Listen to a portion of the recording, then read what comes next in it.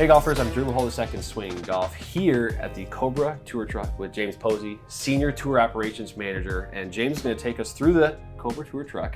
It looks really, really cool, James, just at the first glance here. Talk to me about just kind of first how long you've been in this specific tour truck, and then we'll kind of get into all the details as far as all the different capabilities you have here. Sure. First off, thanks for coming by.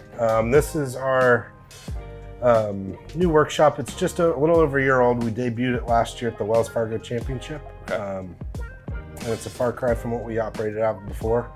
A lot bigger, as you can see. Yeah.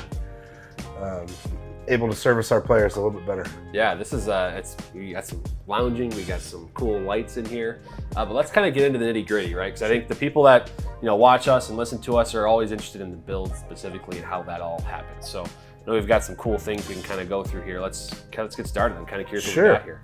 So as you enter the workshop, this is kind of our stamping area. So we'll stamp wedges. Okay. So in this top drawer, so we got all our markers, our stamps, our hammers, a little bit everything you need to stamp a wedge. And then below that, we'll start with our DS Adapt LS driver in the 9 and 10.5. Okay. And this is our X model in 9 and 10.5. Sure. Move down to our Max K. A few left-handed options. And then we get down to fairways. Wow. Yeah. Fairways and hybrids. And then as we walk through our grip station, we got a little bit of everything that our guys use as far as grips. Every model iron that we make. So we offer black and chrome options, so that's why you see the color variants there. Interesting. King Tour, and then as we dabble into a little bit more of our 3D printed stuff, you can see down here. Sure. Wow.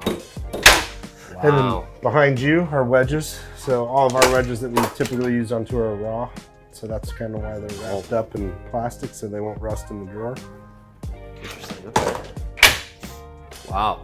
See, that's the entire. Do you guys ever? Probably don't really carry much of the older stuff, do you? I guess I don't know. I imagine the adaption's been pretty good with the new, DS Adapt stuff. Is there ever requests for like previous generation, or is it primarily just? Sure. I mean, fairways. Once a guy finds a fairway, it's kind of hard to change. So we'll keep some older stuff. Luckily, I have some extra storage down low. Okay. So if those requests come in, we can accommodate. Okay. Noted. Okay. Well, so now for the novice that doesn't know what any of these machines are here, let's go through some of those and what you're allowed to do or what you can do with them. Sure.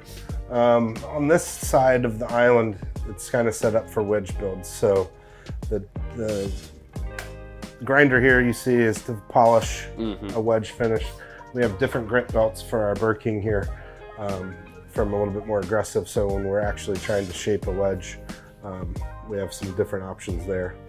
Your standard cutting wheel, cut length. At the end of our island here is our loft fly machine. Yep. So that pretty much is everything on this side, and then if we go to the other side, I can show you those. Yeah.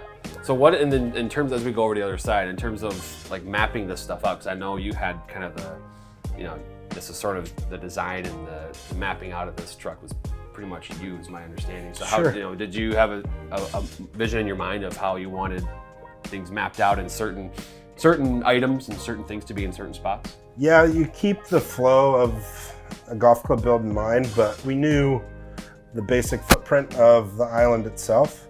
So when I purchased the machinery, before we put it and actually mounted it, we cut a piece of plywood the length of this countertop and physically moved these things around the island. Okay. And then once we found a good home for them, we just traced it and then copied and pasted.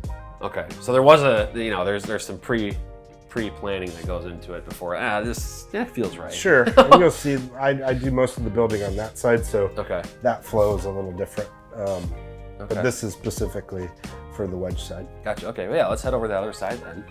You can see what I see some shaft names on the drawers here too already. Yeah, so this is kind of where we keep all of the inventory of shafts, all the way down this is a far cry from what we had before, so we're able to see in these drawers kind of what we have, easy to find, easy to get to.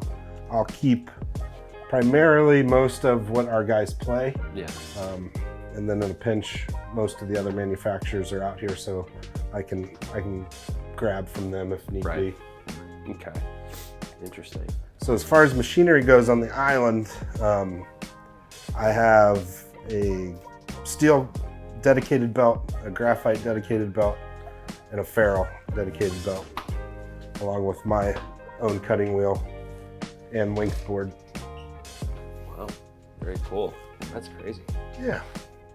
So through, like, let's say for example, you're doing an iron set, that's going to be primarily over here. Wedges, you're going to be kind of living over here. It's pretty rare then that you're going to go through, like, you kind of have a station, so to speak, for these various club types, more or less. Yeah, Ben Showman, our director of tour operations, does a lot of the wedge work, so he can work independently from what I do over here. Right. Okay. Yeah, very cool. So this is kind of the landscape of call it the shop side of things, right? Yeah. There's also some other stuff on the other half of the truck too we got to check out. So yeah, while I'm working in here, the guys have plenty of space to kind of relax. Yeah, so we've got, I see some comfy chairs. I see kind of a so you got snack area here. Little pub table stools, they can hang out, have some snacks. We've always prided ourselves on our snack game. Good. Yeah.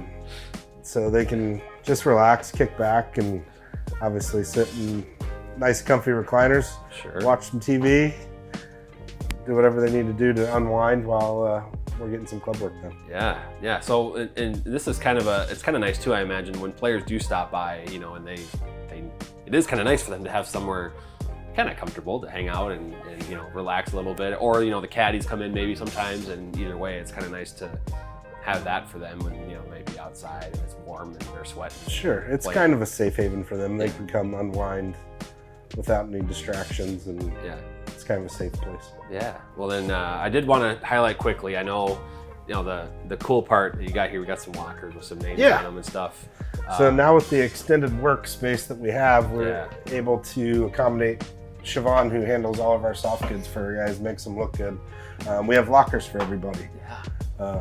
So as our staff grows, we can interchange them. But it's a great added storage space that we have here. So since we're in here, we got these names on the, it just made me think of this. Have you noticed that some of the guys might be picky about stuff, and some are just kind of like, hey, build me what works?